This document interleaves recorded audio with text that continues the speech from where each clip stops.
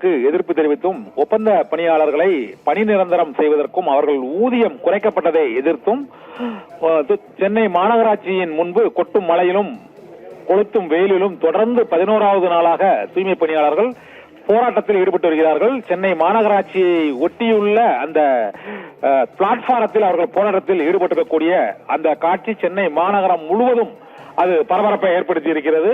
இந்த தூய்மை போராட்டத்தில் தனியாருக்கு ஒப்படைப்பதை எதிர்த்து தாக்கல் செய்யப்பட்ட மனு தொடர்பாகவும் பொதுமக்களுக்கு பாதிப்பு ஏற்படுத்தி இருக்கிறது என்று கோரிய மனுவும் சென்னை உயர்நீதிமன்றத்தில் இன்று விசாரணைக்கு வந்தது. இந்த விசாரணையில் தனியார் மயமாக்கலுக்கு எதிர்ப்பு தெரிவித்து தொடரப்பட்ட மனு மீது தமிழக அரசு பதிலளிக்க வேண்டும் என்பது குறித்து சென்னை உயர்நீதிமன்ற நீதிபதிகள் உத்தரவிட்டனர். நாளை மறுதினத்திற்குள் பதிலளிக்க வேண்டும் என்று உயர்நீதிமன்றம் உத்தரவிட்டு நோட்டீஸ் அனுப்பியிருக்கிறது. இதனால் இந்த வழக்கு விசாரணை நாளை மறுதினத்திற்கு ஒத்திவைக்கப்பட்டிருக்கிறது. மற்றொரு மிக முக்கியமான பிரச்சனையாக போராட்டத்திற்கு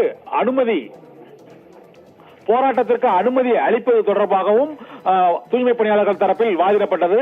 அப்போது வள்ளுவர் கோட்டம் மற்றும் சென்னை எழும்பூர் ராஜரத்னம் ஸ்டேடியம் உள்ளிட்ட இடங்களில் அவர்களுக்கு போராட அனுமதி வழங்கப்படும் என்பதும் அது குறித்து முடிவெடுத்து நீதிமன்றத்தில் தெரிவிக்கப்படும் என்றும் அரசு தரப்பில் தெரிவிக்கப்பட்டது. இதையடுத்து அரசு தரப்பில் பதிலளிக்க அவகாசம் வழங்கி சென்னை உயர்நீதிமன்றம் வழக்கு விசாரணையை ஒத்திவைத்திருக்கிறது.